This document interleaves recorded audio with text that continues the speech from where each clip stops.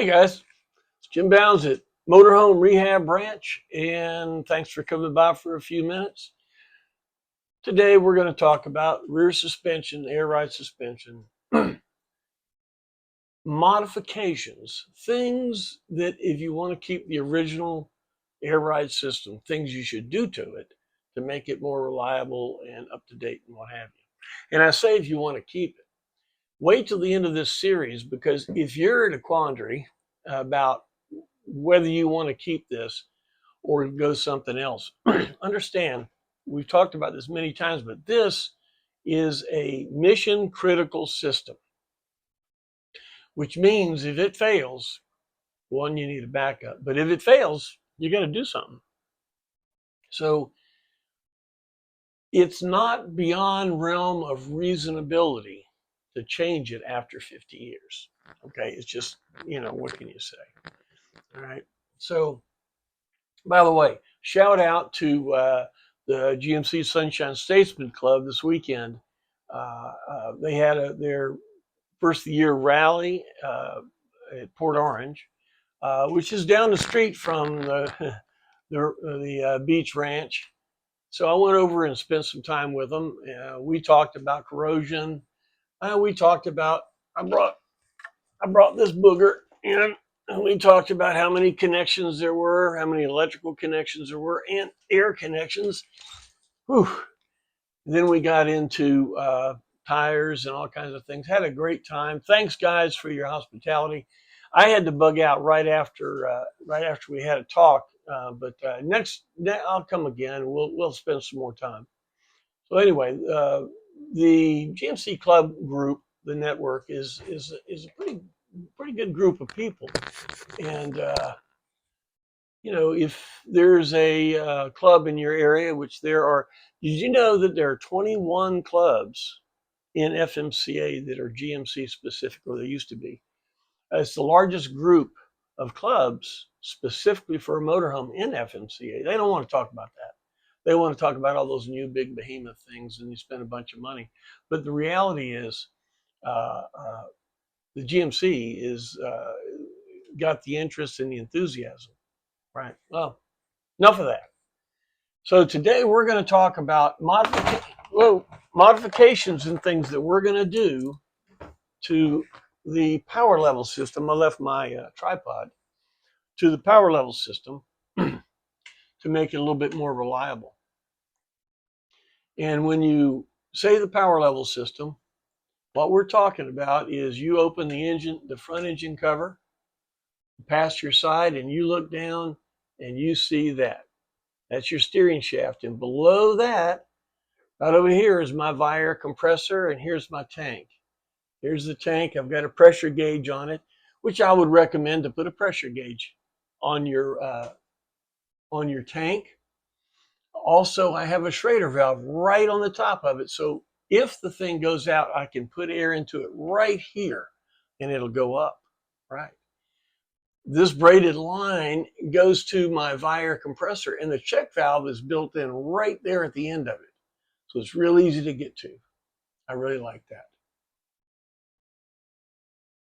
Compressor is right there. It's on the original bracket for the Delco or the Hadley. I just need to make a new platform for it. All right. So this is what we're going to talk about today. And it's not a bad system. It's a pneumatic mechanical system. If you have air in the tank, it will go up. Okay. Let's talk a minute about the electrical system of the compressor. Now, you got your compressor. Horrible, I know. You have the compressor, and in the original system, it comes out of the compressor. It goes to that big square gray box, the regulator, which turns on at 80 and off at 120. Okay. Then out of here, it's going to go to a wire that goes to the fuse box. I believe it's a brown wire. Now, from there, think about this. This compressor, boy, that's a terrible looking compressor, isn't it? This compressor could pull 30 amps. It could have a peak. This brown wire goes to the ignition switch. Then it goes to the fuse box.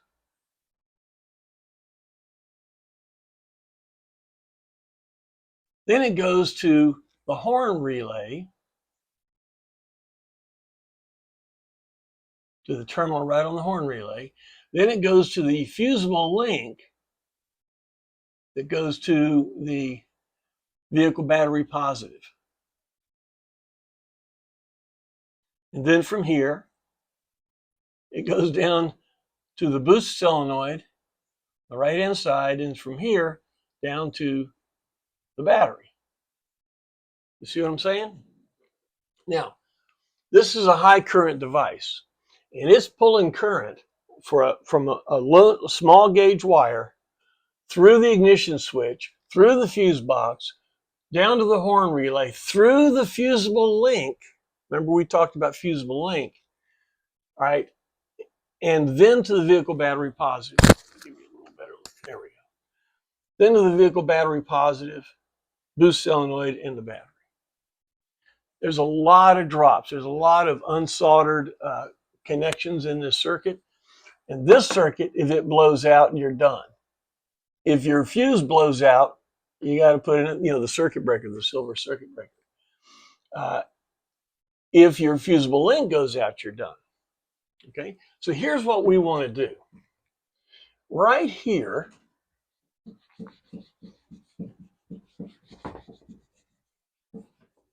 coming out with this brown wire, you still want the brown wire to go to the regulator.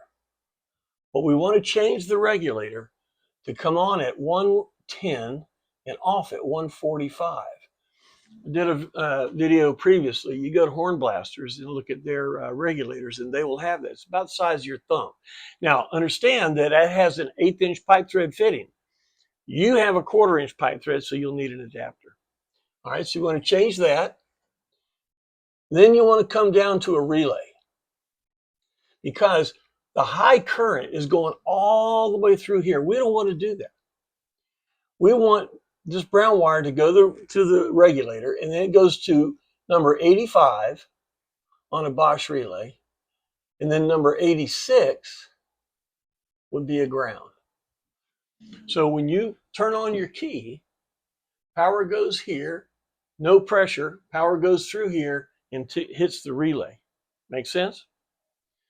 Out of the relay, we're going to go directly through a fuse, but directly to the vehicle battery positive.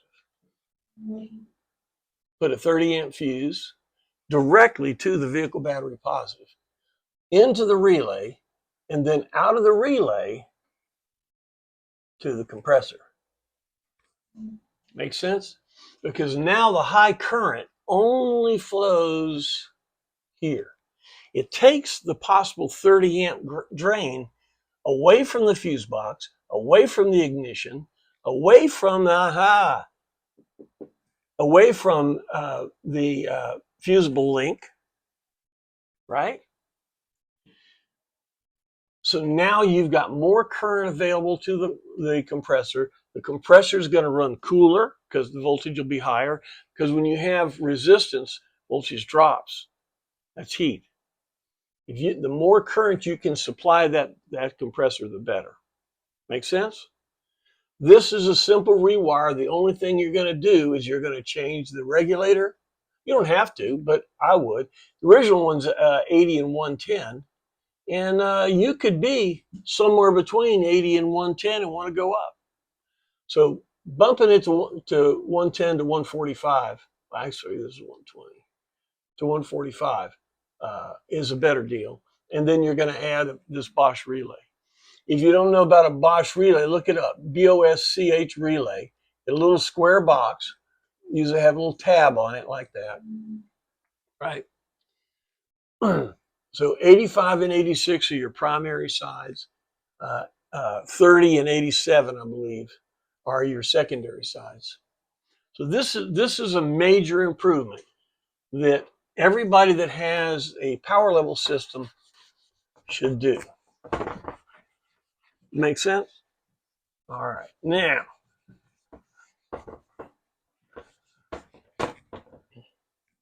another thing that you need to do, and I've talked about this too, is to change all the fittings. Earlier in this series, we talked about Parker 68P fittings, much more reliable fittings. Every fitting in the system, except for, this is why you want to watch all the series, on the height control valve. I've got a picture of it right. Come on, guys. Yeah, right here. Height control valve. This height control valve, the original height control valve, remember we talked about all those plastic fittings?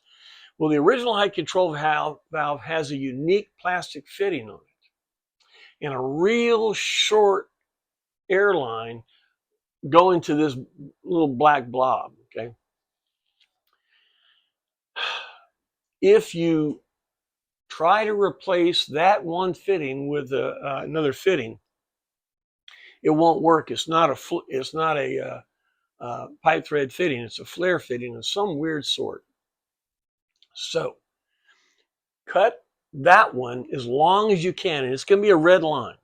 Cut the red one as long as you can, and then put a union on that red airline, and then do everything else. And if that fitting's leaking, the only option you have, you can try to retap and to put a 1/8" pipe in it. It's very, very close. Or you're going to have to replace the high control valve. Yeah. That's the one boogaboo. That one fitting on the red line. Be careful of it. So you want to replace all the fittings, okay? You want to, as we showed before, you want to do the regulator. And as I showed you in my picture, I put an air chuck, a Schrader valve, right on the top of the tank so I could get to it, right? And then I have a gauge right here telling me how much pressure is in my tank. Now, I don't have to know that all the time. Some folks want to put it on their dash, and that's fine. That's fine. But I don't really need to know that all the time. I have on my dash how much air is in each airbag. Now, that's good information. How much is in the tank? You know, I don't have to know that on the fly necessarily. Right? So this is something, the fittings are something everybody should do. Also, everybody should have a Schrader valve and a shutoff valve right at the airbag. I don't have a picture of it, but I know you guys know what I'm talking about. Coming out of the airbag, no matter what airbag you have, you need to have a Schrader valve, little manifold with a Schrader valve and a shutoff valve right there. Now, a lot of people will put it on the bag. The thing I'm worried about there, that bag is really shaking, and if thing's too long, it could vibrate loose or vibrate down or rotate or something like that. What we did at Co-op, we built a manifold and mounted it to the back wall of the wheel well, just over the airbag, so you can reach your hand in there, and came out of the airbag just with a straight line. Okay, that way, if there was a vibration or anything like that, it wouldn't be a problem. Okay, so that's what I would also do. Next thing I would do with the power level system is get one of J.R. Slayton's valve assemblies. If you have the original one, they're two big round knobs. And those valves are the most speculative suspect part in the system. JR made two ball valves, very, very reliable valves. Nice plate. He calls it Power Level 2. I like them. Jeff Serum has them.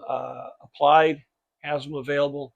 I think they're like $450 or something like that. But that is all of the Air Logic systems.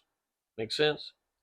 The air lines, I'm not opposed to long airlines, as long as they're held tight, where they won't get chafed. Airlines, we would build complete restorations and reuse the original airlines because they were perfect. The color coded too. It's hard to get color coded high quality 300 psi airlines anymore. The original airlines worked out well. So on a power level system, J.R. Slayton's power level 2,